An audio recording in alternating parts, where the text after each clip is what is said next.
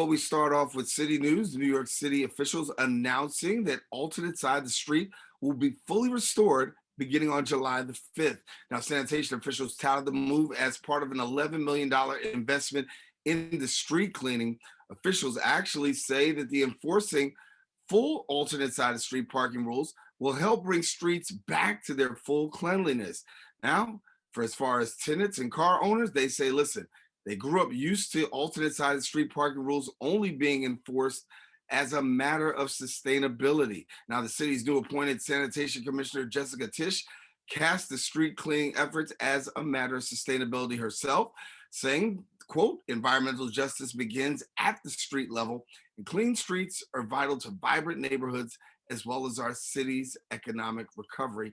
In other news, 2 weeks ago, we had here on Open Wednesday the Bronx Film 48, who had their filmmaker networking mixer. Our Bronx Net reporter, Brittany Schuyler Albane, was there, and she brings us the details right now. Bronx Film 48 is excited to welcome back their filmmaker networking mixer at the Bronx Start Dream Yard after a 2-year hiatus. For me, being here was an opportunity to really network and see what's cooking in the Bronx, all these beautiful stories. The mixer gave creatives and aspiring filmmakers the opportunity to network with industry leaders and award-winning artists. This year's all-female panel included actress Athena Colon, who's been featured in New Amsterdam and Law & Order SVU, and the creator of Bronxish, Danielle Alonso. Topics range from networking tips to what it's like being a female in a male-dominated industry. I think it's so important to have a space for Bronx artists to come showcase their work and just align with other creators. Colon looked back on her career and how she was given limited options as an actress, which could potentially place her in a compromising position. She emphasized just how important it is to take the formality out of networking and focus on building relationships with those around you for a strong and exciting career.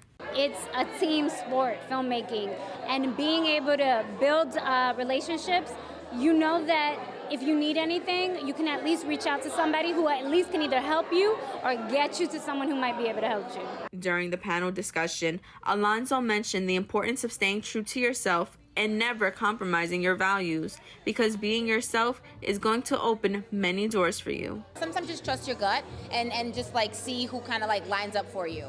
Bronx Film 48 was established in 2019 when the founders Ayaris Perez and Edwin Torres met through a separate networking event. From there, they realized the power of networking and built their own organization, which offers networking events, film challenges, and workshops for aspiring creatives throughout the city. We all hung out and then decided to join forces and create the Bronx Film 48 that exists today. Don't be afraid to talk to that person that you really want to talk to, shake their hand, and introduce yourself. To keep up with all of the exciting events happening, follow BX Film 48 on Instagram.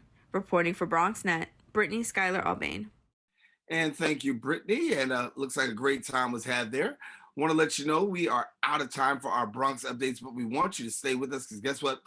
Open continues. We got a good show coming up right after this.